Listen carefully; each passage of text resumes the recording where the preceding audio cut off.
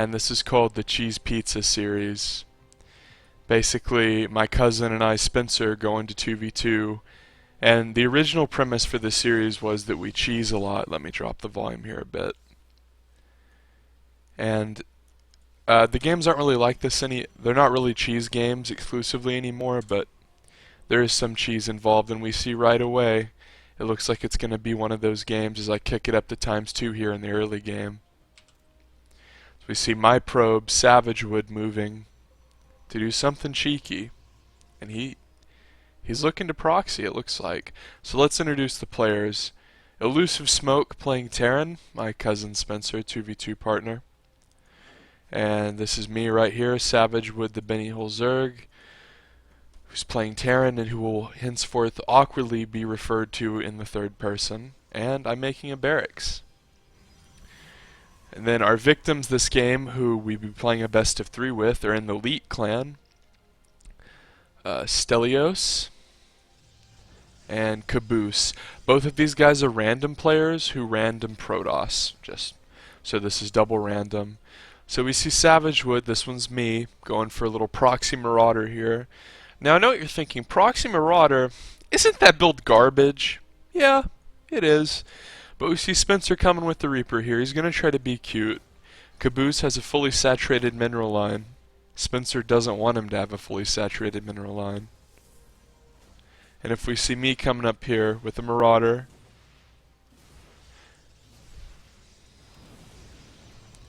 god awful. Marauder's slow finish is very fast, by the way. So the reason that you do this build, you make the tech lab and research Marauder slow. He doesn't see it. And then the Marauder slow finishes, and a lot of the units who require kiting just aren't good because the Marauders slow them. And the Marauders are good against armored units, like obviously Stalkers. So we see our Protoss players, one of them went Robo 2 gate, and the other one I think went 4 gate, yeah, 4 gate, 3 gate, and then adding a 4th. Both of them expanded. And if we look back in Camp Terran, we have Elusive Smoke building his CC, getting ready to float it to his 4th. He has a tech lab with the factory, or a factory with the tech lab, I suspect tanks. It's Savagewood, he has an expo coming up with the gold. And some Marauder action going on. As this pylon might die here. Savagewood losing a Marauder, but it looks like the pylon will die. And probes having to be pulled here for Stelios. And while that's going on, Spencer running in the main with Reapers. Spencer, of course, being Elusive Smoke. We see a starport going up for Savagewood as well as a tank and +1. And the proxy finally being found. Nice mine there. See Spencer electing to use his Reapers almost exclusively for the ability as opposed to auto-attacking with them. Savagewood flying his barracks into the main of Caboose. I keep thinking that says Moose. This is an oddly placed observer. I'm looking for an expansion, I guess. This is one little cute thing that I think a lot of people neglect to do. If you ever do a proxy racks build, like 2 racks or proxy marauder, and they get stuff that can shoot it down, be obnoxious and like float the building over cliffs and land it and stuff. There's no reason not to. So you double forge going up for Stelios as well as a Twilight. See Spencer's gonna run in here, be cutesy Q. He's gonna pull his probes and more importantly pull his army back. So Elusive Smoke there, nice job delaying that push. See that observer was moved forward a bit. Savagewood getting a reactor on his starport as well as another barracks, and he's pumping tanks. We see mid-map Spencer being cute with grenades.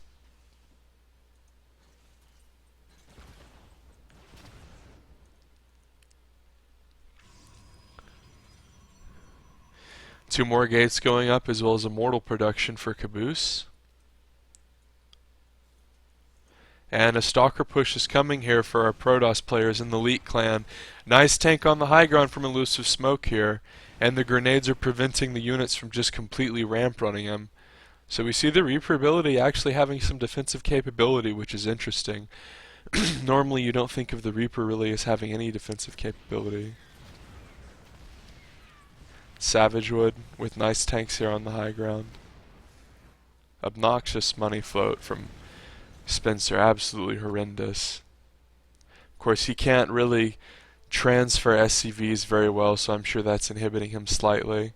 He really needs to put down a starport so he can just ferry over.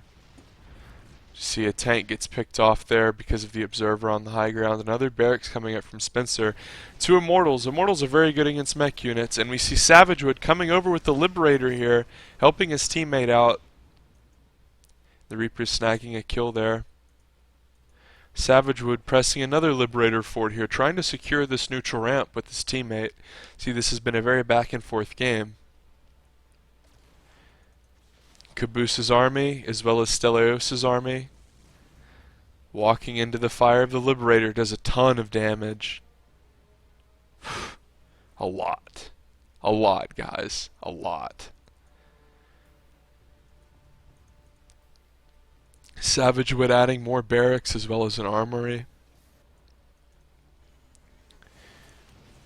Elusive Smoke moving out with Reapers here. Caboose taking a third. As well as he has a second robo now, as well as a robo support bay. And Stelios is double upgrading and has units in the main with Blink waiting for a drop. See a Twilight and two Forges coming down for Caboose. Caboose is this guy. He actually took this base. Spencer pressing forward with those Reapers. And if you guys want me to turn the color thing on, the colors on where everyone's their own color, just tell me and I will. But when I play personally, it's a lot easier to keep up with just, divided. We see a fourth base coming down from Stelios as both teams are kind of electing to macro from this point. Savagewood has a droopy double drop going on the left side. And we see the right side, Stelios is actually protecting and double upgrading. Observer still in the base of our Terran players.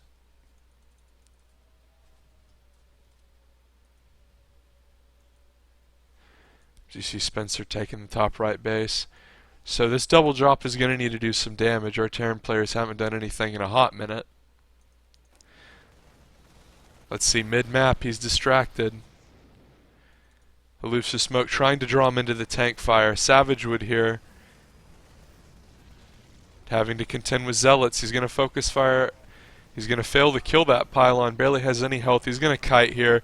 Good move to not try to focus that anymore because the Zealot swipes and the laser beams would have done a ton of damage. But Savagewood, he's going to kite out the Zealots, shut down this robo as well as the support bay.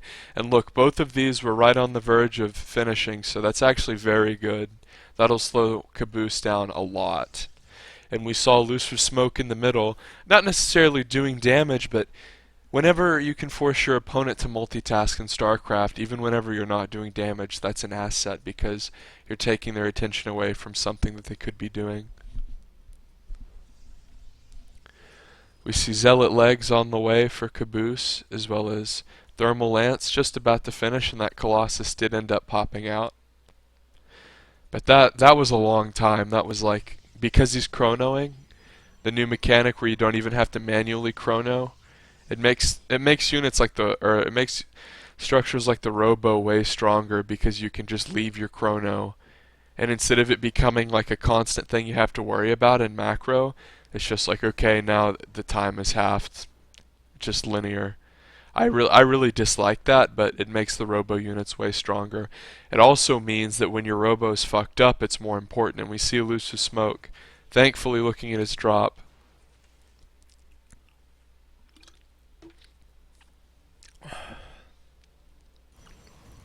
Savage Wood stopping a 5th base from being put up. Both teams electing to macro here.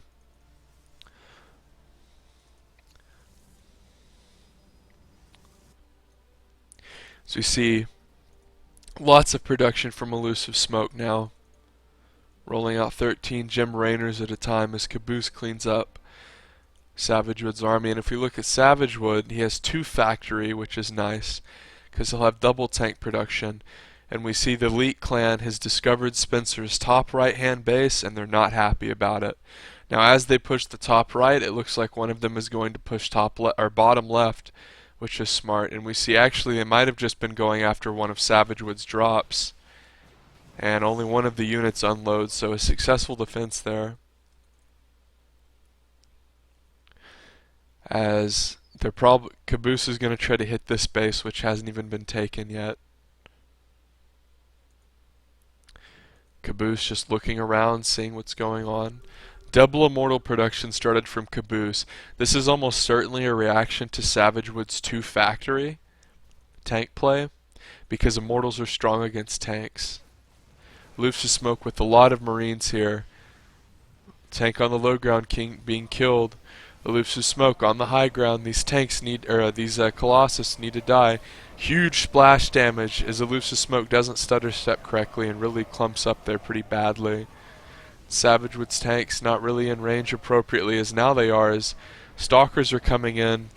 Stelios is going to blink on top, and not very good micro from our Terran players.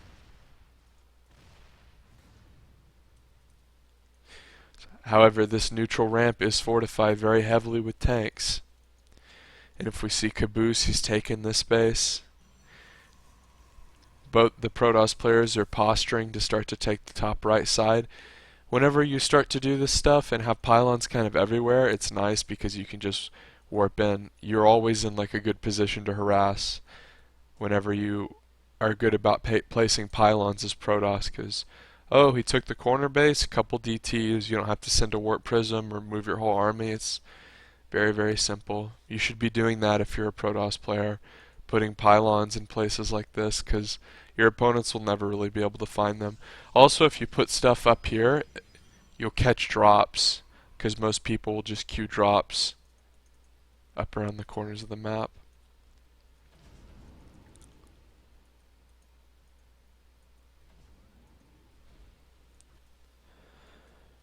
Stelios looking around, doing what I was talking about, and discovering a base. PF for Savage Wood. Lots of Stalkers here. This is toast. Neither of these are PFs. It's not looking good for the OutNow boys.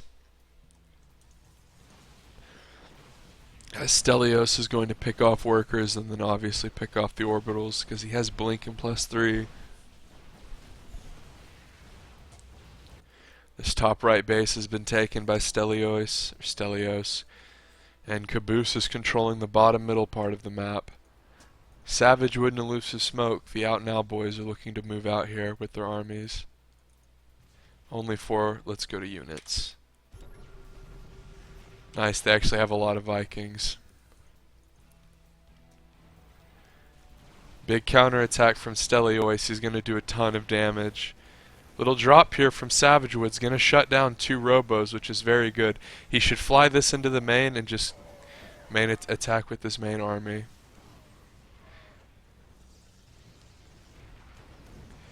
Terran's going to push middle. Stelios is bringing his army back. Here's the fight. Elusive Smoke and Savage Wood with lots of Marines and some tank fire. The Colossus, they're doing some work.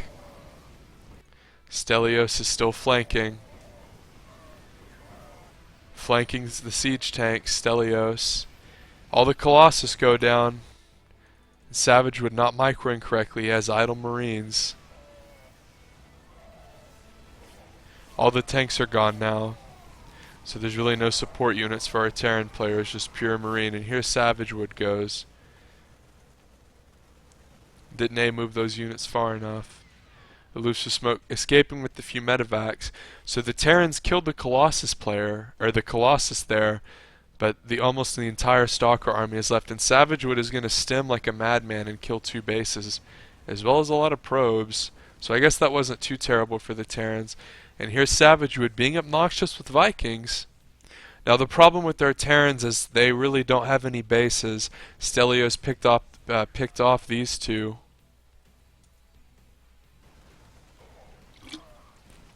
Savagewood with a little drop in the main there.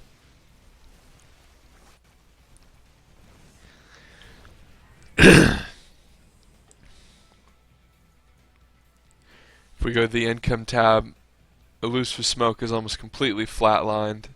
Savagewood is doing okay, but nothing compared to our Protoss players in the Elite Clan. As we see a DT Shrine going down. Oftentimes whenever you play low econ as Terran, you can get away with it until DTs are involved, because one of the things you do when you play low econ is skimp on turrets. Probably going to see a big blink into the main here from Stelios. So Elusive Smoke just does not really have anything except gas that he can't spend. Savagewood here really has one last attack left in him. He's going to try to pick off some Colossi. He's killing them in 2 shots pretty much, and he's going to win this fight in a landslide. However, reinforcements are coming, and Savagewood landed his Vikings and got cut off from the side, sideswiped by Caboose. And the Immortals, of course, doing tons of damage to the armored Vikings. And in the meanwhile, Stelios is pushing mid. It looks like the OutNow boys might have just gotten out macroed a bit here.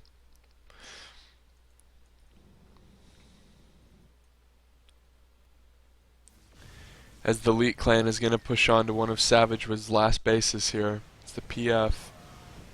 Here's some Vikings though. This needs to be repaired. Repair. It's so close. Savagewood stemming Marines and Marauders forward here to barely save that PF. I thought for sure it was going to die. And he finishes repairing, so nice defense from Savagewood, but once again Stelios has very well upgraded Blink Stalkers, which are always an issue. And 4 Robos pumping money units here for Caboose.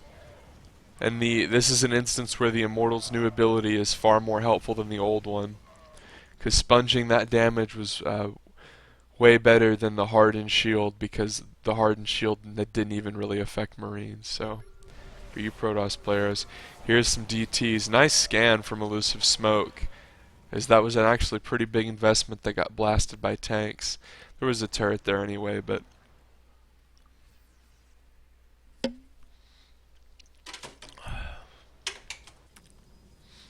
Stelios still going with this gateway composition. He's completely maxed out. And Caboose, who's been making robo units all game, is going to attack these undefended bases. Savagewood is going to try to stem over, but I don't know if he'll be able to make it in time. This should be lifted. Savagewood isn't able to repair it. Takes down the army, but at what cost? Stelios is going to blink into the main here. Savagewood's going to stem some 2-2 bio, but of course it doesn't matter. And our heroes, they're going to leave the game. So that was game 1 of the series. It's a best of 3, and that was a loss on Sludge City. Most people don't cast their losses, so tune in for game 2. I hope you enjoyed it. Subscribe to the channel.